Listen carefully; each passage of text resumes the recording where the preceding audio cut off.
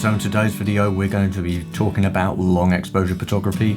I did make a video on this I think about 2 years ago, but back then I did go on a bit in that, and there were a lot of things that I missed out on that I've now learned about, and I want to include in this video.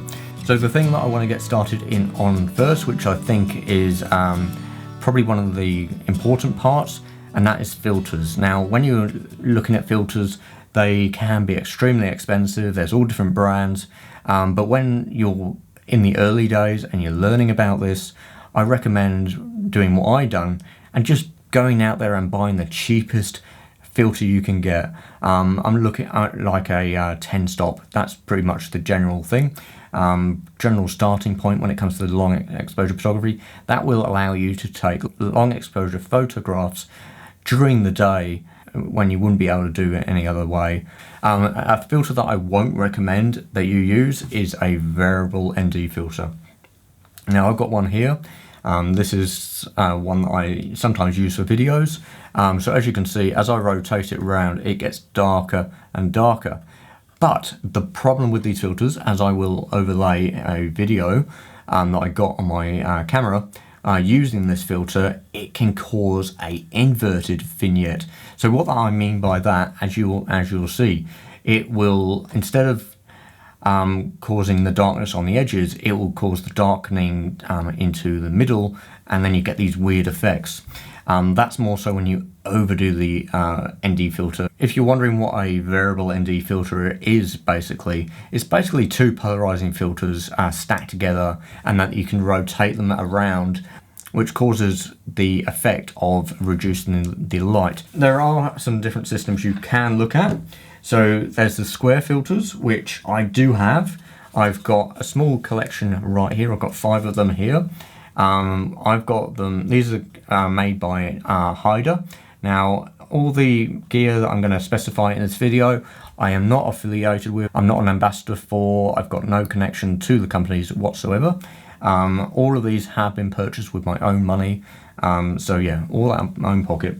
And my filter system for like this 100mm system, I spent almost $3,000 on it, and we're going to go over some of those filters. So yeah, this is for my 100mm system, and when I say 100mm system, I can use my filter holder like this. I mean, I can use this filter holder, and what you do when you want to put your filters in, you've got these lovely little grooves here. I'll see if I can show you. All these guides, and you've got this light seal around the filter. And all you do is you pop it in, and that's how you do it. And you can stack multiple filters with this. I've had it when I've had about 3 of them stacked at times, depending on what I've wanted. So in my little kit right here, I do have a few, and I've been building it up over the last 4 years. So I'll just put that back over there. So the ones I've got in here, they go from like a 2-stop, which as you can see reduces the amount of light gathering, light passing through by 2 stops. Then I've got a 3-stop, which gives me a little bit more control. So each stop up in density will double your exposure time. So if that 2-stop allowed me to have a 15-second long exposure, a 3-stop will cause me to have a 30-second long exposure. And then here I've got a 6-stop. These are really good for so actually when I go into these, I just thought about it now. So when it comes to taking photographs of like a river or streams and waterfalls, what you want to basically be using is either a 2-stop or a 3-stop. Sometimes a 6-stop, very rarely. A 6-stop can cause sometimes too much motion in your image, but also depends on your camera settings. So what I recommend for when it comes to taking photographs of waterfalls and streams and stuff, where you've got that nice cascade, is a exposure time of anywhere from ½ a second to 3 or 4 seconds. Any longer, it starts to you start to lose that detail, and it just looks ghostly. You don't want that. You want to have some nice retained details in that water. This is a polarizing filter, so as I rotate that around, it reduces the it cuts through the shine and the glare on like leaves and on the surface of the water. And this can also give a nice nice punch and improve your colors and contrast. And no other filter will be able to replicate this, and no way, and there's no editing platforms that can do what a polarizing filter does. So yeah, you need one of these. And a polarizing filter usually cuts out 1 to 2 stops. This filter, I believe, cuts out 1.5 stops. Working out your long exposure and what you need, and your settings for your photograph.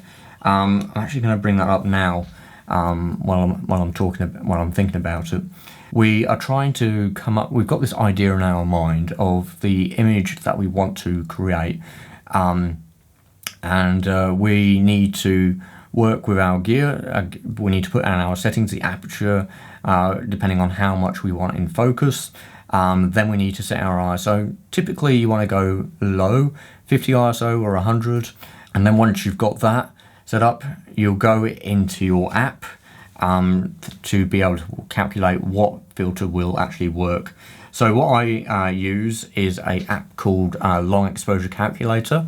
This is probably the best app to use. It does have a timer as well, so if you just want to use a cable release, push down the button, and your camera doesn't have a internal bulb timer. My 5D Mark IV has this. It's really cool, really nice and easy to set up. All I do is put the camera into bulb mode, go into the menu system, find the bulb timer, go into that setting, and then I'm able to adjust it. I can do hours, minutes, or seconds. And then once I'm happy with the setting I put in, all I do is OK, and then I can just start. I just put the camera, I press the shutter button, and off it goes. So yeah, but yeah, this is the app to use, and it gives you so many variables. So you can go all the way, it goes up in 1 stop increments, and it goes from, what does it go from? It goes from 1 stop all the way to 24 stops, which is fantastic. So yeah, let's give this for an example. So we were taking a photograph of the waterfall. We've managed to get our shutter speed and all the settings that we want, and the shutter speed, it's telling us 100th of a second. So we'll put the normal shutter speed down here into 100th of a second. And with a 1 stop, that's telling me we're getting a 1/50th of a second. But we want to get to about 3 seconds. So what stage does it take effect that we get 3 seconds? So let's keep going, scrolling, and we've got 4 stop, got 5 stop, 6 stop, 7 stops, 8 stops gives us 2.5 seconds, 9 stops is 5, and 10 stops is 10 seconds, as you can see there. So for this, okay, so let's say we've used an ISO of 100. We want to get to, let's say, to an 8 stop equivalency, and we got maybe a 6 stop. So what we can do is we can go into our camera and bump our ISO up 2 stops. So give us to 400 ISO, and that will allow us to get the exposure time of 2.5 seconds, which is what we want. That will get us our desired effect. Another thing I recommend you do for your long exposure photography is enable long exposure noise reduction. So what this will do is your camera will take 2 exposures. So it's taking 1 exposure the first time, and then it's taking a second one, and then what it's going to do, it's going to overlay the 2 photos in camera, and then it's going to produce 1 clean file. So it's going to get rid of those hot pixels, any noise that's been generated during that long exposure, because of the heat that is being generated by the sensor during that exposure. While a sensor is exposed, there's been power that's put into it. That's what activates it, so you can actually take your photograph. I used to turn it off in the past, and I used to claim that, you know, Canon is no good for long exposure photography, and then I moved to Hasselblad, and then I've come back to Canon. And since I've enabled that feature, I've just had such clean results. So yeah, that is one example. So when it comes to taking photos of doing long exposure, sort of more like seascapes, where you want to get really sort of ultra long exposures, I'll chuck some images up on the screen now. So when you want to get these sort of examples, when you want to get these types of photographs, you really need to go for a really long exposure time. We're talking minutes, you know, just a couple minutes, or 4 minutes, 5 minutes, 10 minutes, 20 minutes, 30 minutes, or an hour, or sometimes even longer, depending on the desired effect that you want. So for like some of those effects where you can see in the images where I've got this lovely like mist sort of effect, a really nice soft image where the water is really nice and smooth. You've got the nice white effect, and if you're wondering about how you get the white effect, that is by the reflection of the sky or the reflection of the clouds on the water's surface, and that's what's giving you that effect. If you use a polarizing filter and you remove that shine, the water's going to turn out black, or it's going to turn out like a grey sort of colour. It's not going to be that nice white effect, so don't use a polarizing filter for that. So to achieve that like nice misty effect, I've got these filters which I like to use. These are Lee mist filters. So these are a bit hard to find and a bit hard to track down. You have to do a special order for these. I had to do on B&H. This is a strip one. This is what you use for the horizon. So where the sea meets the sky, you sometimes end up with this, or you mostly end up with this really sharp line, and it's a really defined point between the sky meets the water. And this is what I like to use to soften that edge, so you get that nice gradual transition. When I want to not worry about showing the cloud movement and everything, and I'm not worried about those details, it's more about the subject and the water, then I'll introduce the mist grad filter. So I'll adjust this up and down, and I'll do it in conjunction with the strip one. So I'll put this one in first, get it to where I want it to be. Though the aperture for these is recommended about f8 to f11. If you use a larger aperture like f5.6 or f4 or 2.8, the effect of these filters won't work as well. You'll find it's not as gradual, it'll be much harder. A smaller aperture, it will allow for a really nice and soft look to be accomplished. So yeah, that's where I use these. But when you don't want to use those and you want the desired effect of like those lines going across the scene, then that's where you need to rely on the clouds. Now, when I got into this, I was thinking this would be easy, you know, but I didn't do any research into this. I like to learn by going out there and trying and failing and learning from that. What I learned after a while is what you want is low cloud, and because they are fast moving and they will give you the best results. You could have mid cloud to high cloud, but just know they move incredibly slowly and they won't give you the desired effect that you're looking for. I'll give you some examples of what low cloud does. I'll show you some of the behind the scenes as I'm talking right now of those sort of photographs that you can achieve, and that's by using low cloud. Now also consider what your subject is, and the direction of the clouds. You could have the clouds going across the sky from left to right. What I prefer to do though for a lot of the stuff, if I can get there, you know, if the conditions line up perfectly, is get them coming from my subject to me. So it doesn't matter what way they're coming at, they're gonna still show up as lines going to and from your subject, and it just looks incredible. And then in editing, you can choose if you want to darken that sky. What I tend to do, if it is quite a dark foreground and the sky is quite light, then that's when I'll introduce a graduated ND filter. The one I've got, I think, is a 3-stop. It's a 0.9 stop, but it's a soft grad. You don't want a hard grad, you want a nice soft grad, so you'll be able to control the amount of light that is coming through. So yeah, that's what I like to use. This is a Haida Nano Pro soft grad 100 by 150mm filter. I tend not to use this that much, but it's always handy to keep in my kit. And so yeah, for these sort of long exposures, you want to be using something like a 10-stop to a 15-stop filter to get the desired effect.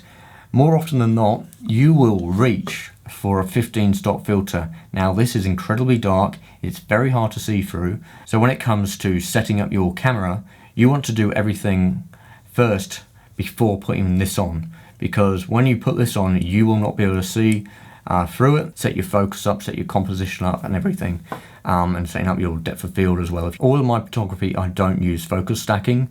I only use hyperfocal distancing, which is basically using your aperture to control how much is in focus from what's closest to you to the background. More often than not, anything like a, let's give an example, a 16 to 35mm lens. If you're shooting around 16mm on a full frame camera, your closest subject is say a meter in front of you. Your aperture will mainly be around f13 to f16, and that will give you everything from 1 meter in front to your background to be in focus. But also be careful of lens diffraction, and that is caused by the light passing through the aperture blades. When you use a really small aperture, the light gets deformed as it comes through, and it can soften, and that's what causes that softening on your image. It's very much like when you're on a sunny day and you start to squint and your eyelashes come in and it starts to soften your image. It's very much the same method there. So yeah, 10 stop, 15 stop, all these filters I like to use. So yeah, I've got the circular filters, and as I said maybe already, I've done a couple of takes of this. I also have my case filters, which I haven't actually used yet. I'm looking forward to getting out and using them soon. So yeah, I've got like a nice little free stop here. Now these are magnetic. They attach onto my lens just by using an adapter ring. I don't know if I've got a lens around here at the moment. I've got one of the adapter rings here that normally would screw onto the lens. So pretend this is on the lens right now. This is the filter I want to be using. All I do is that, and then it's attached to the lens and I'm ready to shoot. So it's nice and easy and quick. The screw-on filters I find are a bit of a pain, and I'm always worried about dropping those filters. I think that's a good majority we've gone over. I'm just going to have a little look at my little list here that I've jotted down. So we've gone over the filters, sort of cloud directions and types. I would have shown you just some cloud patterns, like the directions and what works. Lighting. So you can actually shoot on a nice sunny day, and what this will allow you to have is this nice hard light, and it really works nicely. So there was actually a photograph that I took of this jetty. The water was quite high. I almost fell into the water when it came to getting there and getting off, but it was definitely worth it for the result. And I ended up using my mist filters, which allow me to soften that sky, because there were some clouds around, but it didn't have the look that I wanted. So I ended up putting my filters in to mist it, really get that nice mist effect, and it has that nice gradient from the water's surface all the way up to the top of the image, and then the main subject is that jetty. So I think I shot that with my Hasselblad X1D 50C with the HCD 28mm f4 lens. Also for like buildings, or when you want to get some abstract sort of stuff, I recommend using a nice long exposure for this, because as the light moves across the scene, nice slow pace. But like over a 4-minute interval, it starts to light the subject quite nicely and evenly. If I just shot at a normal shutter speed, it doesn't seem to give this nice soft look. And then shooting up towards that nice sky and those clouds, you can make those clouds darker, or you can make it nice and light, depending on what your subject matter is. The next step is more down to personal preference. I do have a video on how to edit from color to black and white. Most of my images are long exposure photos, so I will link to that at the end of this video, and I will link to it up here as well. So we've gone over sort of how to set your camera up. You know, setting up your camera and working out the composition and everything is very personal. I don't want to tell you how to do that. It's something you've got to work out, but you know, working out your settings, getting your base settings, and then using the filters to get to the desired shutter speed that you want. When it comes to doing the long exposures, if you're shooting at sunrise, you're going to have to be aware that as the light rises, that light is going to get brighter quicker. So you've got to compensate for that. So normally what I do is I take about 2 stops off of that, and that normally compensates for it. That's just a rough guide. When it comes to sunset, 2 to 3 stops is normally what I like to do. Yeah, because it's really hard to know what setting to use. So that's just a safety measure that I use. What else? Is there anything else? Oh yeah, weather. When it comes to like shooting in when it's like raining, it's recommended that you put a camera cover on. I know most cameras are weather sealed, but the problem isn't to do that with the sealing. It's the problem that kills most cameras is the condensation that builds up within your camera. So you could have the best camera weather sealing, but all cameras are subjective to condensation. So what that means is when the outside of the camera is cooled by the external conditions and the rain and everything, no water is leaking in. But what happens is the condensation, as the camera is generating heat on the inside, the hot and the cold elements meet, and it ends up causing moisture to build up on the inside of the camera, and that is what kills the camera. So it's best to put a rain cover on your camera. So what I tend to use are shower caps. I know with my hair, you would think that I wouldn't really need these, but I do actually, because yeah, to look this glorious with this amount of hair, I need to use my shower caps. So yeah, the shower caps work perfectly. This one I haven't used yet, but all you basically do is you unwrap it and you just take it over your camera. I've actually got a photo that I've got from behind the scenes where I have my Hasselblad and I actually put my rain cover over the top, on my shower cap over the top, and it does a treat. For like making sure it goes like around the part of the lens or stays on the lens. Normally what I do is use a bit of electrical tape or a nice rubber band and just put that around the lens, and that way it's going to be nice and tight, and just butt it up towards your filters or your filter holder. Oh yeah, and another thing for when it comes to shielding your lens, the front of your lens from the sunlight or direct light.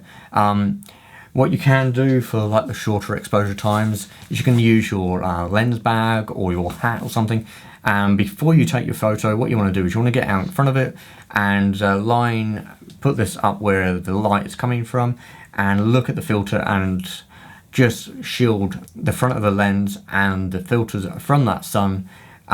If you don't, you'll end up with unwanted flare, you'll end up with a softening of your image. So yeah, that really helps. But for those ultra long exposures where you don't want to hold your arm out, your hand out over your camera the whole entire time, I recommend using a French flag. This is what I use. Now, this is quite strong.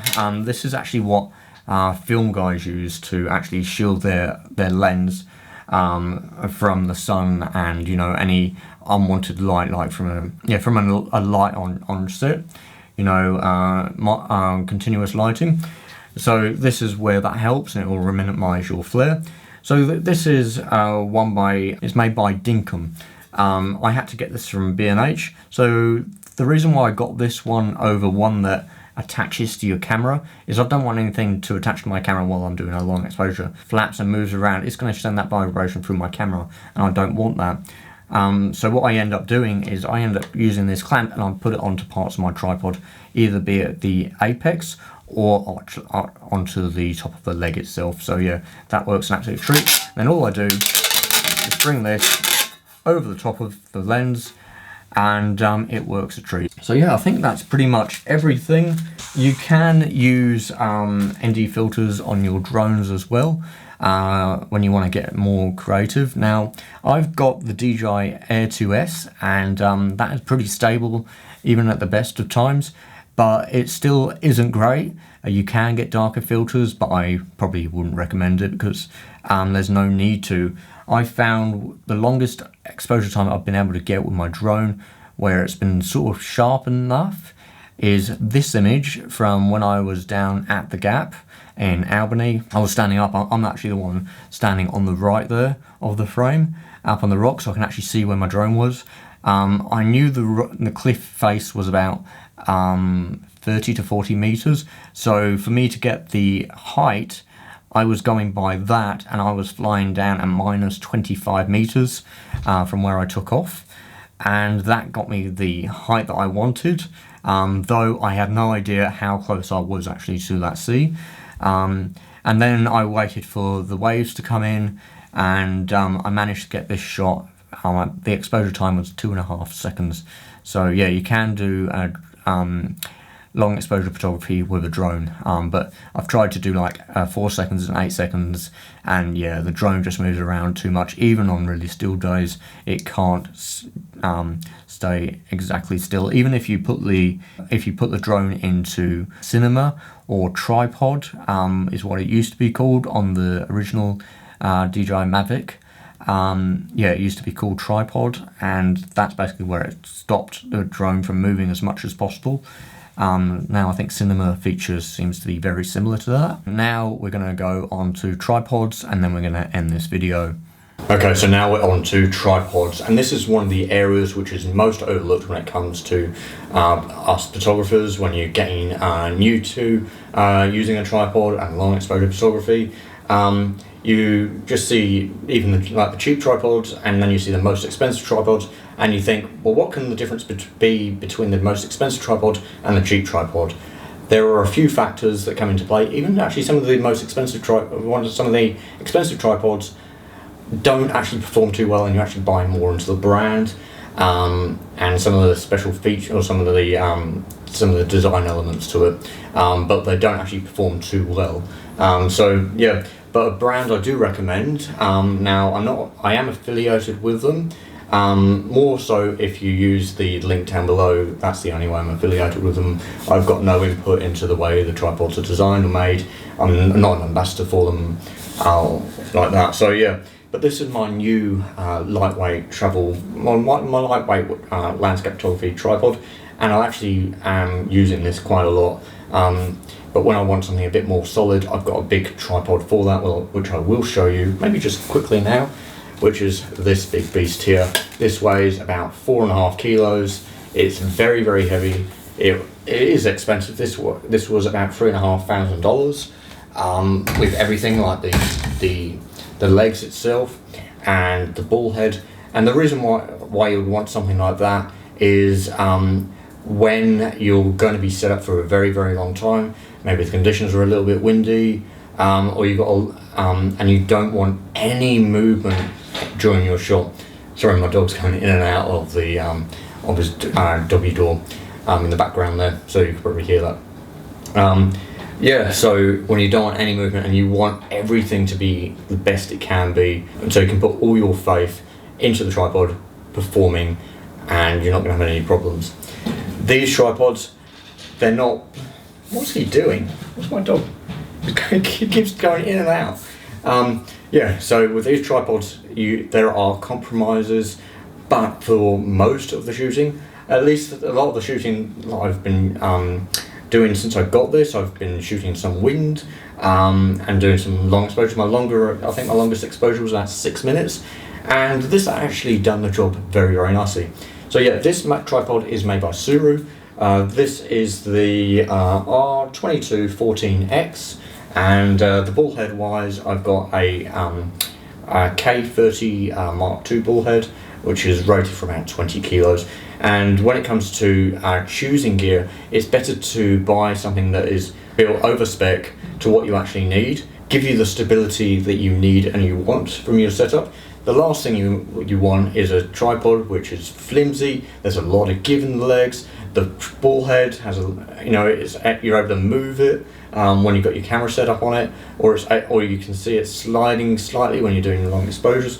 Also, the camera plate, there could be movement in that when even though you've clamped it down as tight as you possibly can to the base of the camera, there's still movement in that. Some of the brands, I can't remember what they are, but they have like the cork plates. Now some of the good brands like Manfrotto, some of the older tripods, and Miller I think do it, where they're cork. They clamp down really well, but there seem to be a really big plate. The ones I'm talking about are more the cheaper, I think a couple $100 sort of tripod, and you clamp those in, and you can actually still like rotate the base on the camera or the lens. Then it's best to maybe have a look at getting a different ball head if you're able to change the ball head on your tripod.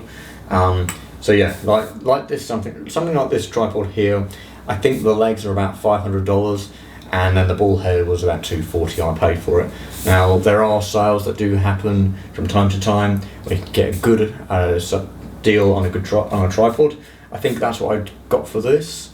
From memory, I think there was a good deal on at the time, and yeah, that's how I managed. But yeah, also when it comes to your tripods, make sure you don't put the camera off to the side. So if you've got a camera like, yeah, when I say off to the side, I mean like this, because what this will do is it will transfer the weight off to the side of the tripod, and it won't be very stable. It's better to have the camera in line with the center of the ball head and the actual tripod, and it's going to be even distribution through the apex and down through the legs. Now if you do need to weight down your tripod, now there are things you can get.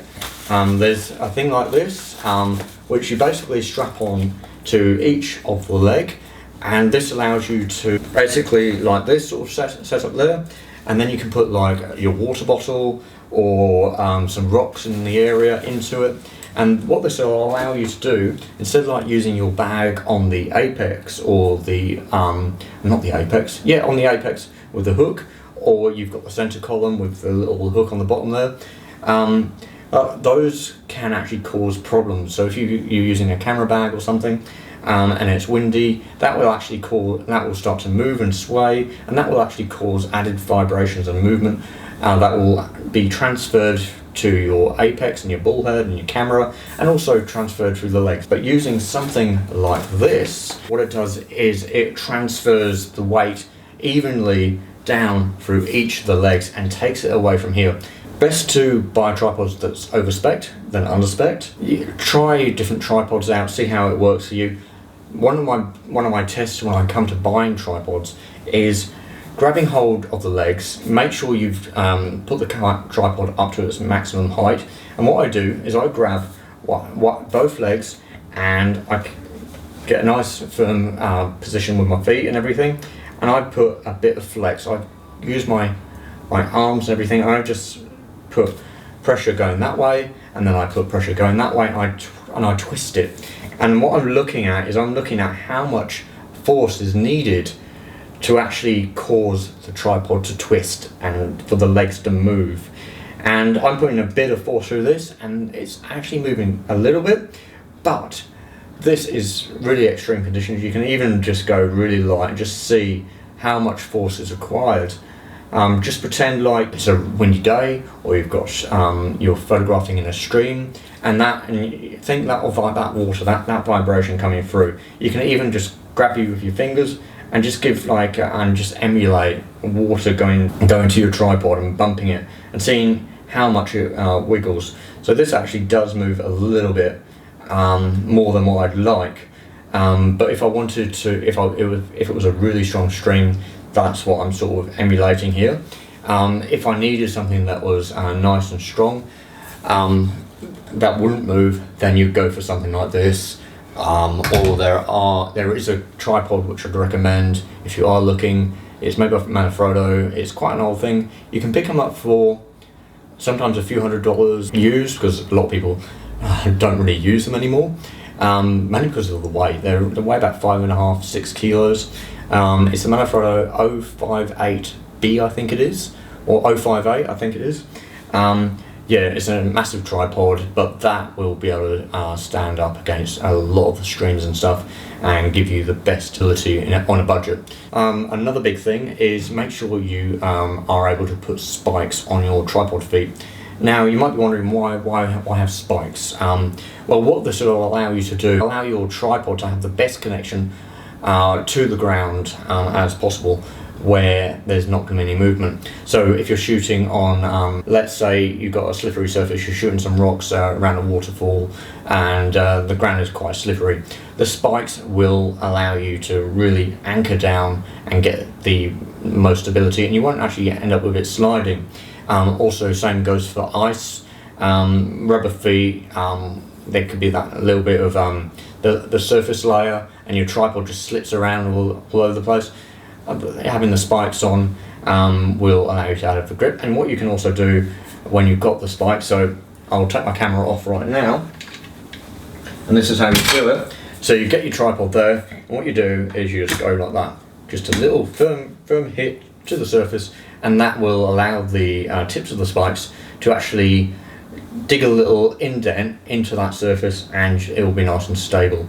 Also, if you're shooting on like soft ground, like in say like a forest, and there's like leaves and vegetation, using the spikes you'll be able to push your tripod down into that ground and get to the firm base that you want to be shooting from. If you didn't have the spike, and also for like grass as well, if you didn't have the spikes and you just use the rubber feet, what you'll find is as soon as you put it down, you'll find it's very easy to move it around. It'll be like basically like this, but with the spikes you'll find it barely moves, and you'll be able to push the tripod down into the ground.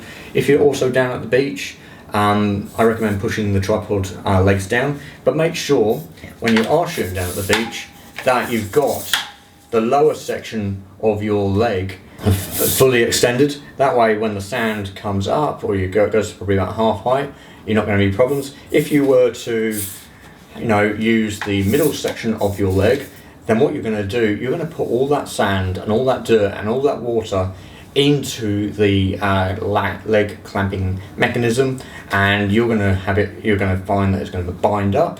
If you've got things with a lot of metal in it, or springs like some of the flip lock or the twist lock ones, the twist lock which have the clamp, then they will tend to rust and corrode, and they will just basically become stiff. But yeah, if you're wondering about what tripod to use, or do you want like the twist lock which I'm using now? So as you can see, to pack up is very quick. Just a nice quarter turn is all that's needed, and when I want to set up my tripod on location, I get there, it's quick. All I do, I've got kind of, I guess, biggish hands, average hands.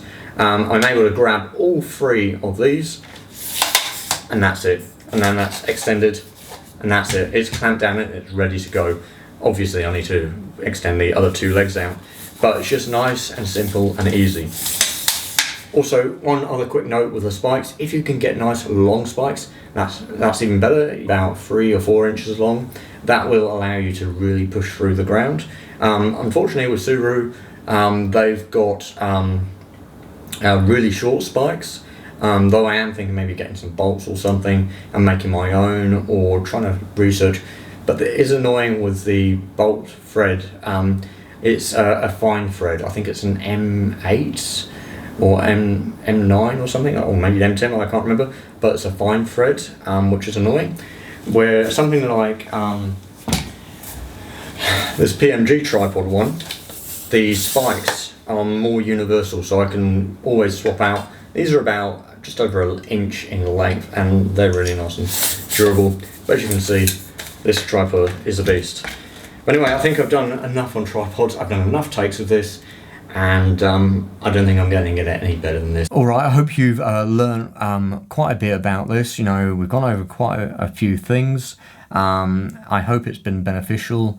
It has been a bit of a long one. I'll try to make it short, but it's just not my style. I like to include as much as I possibly can with some examples. When it comes to me doing this in the future, it will be doing workshops on location with you guys. So yeah, there's just so many variables when it comes to photography and settings and stuff. I just can't make a simple video on it and be like everyone else.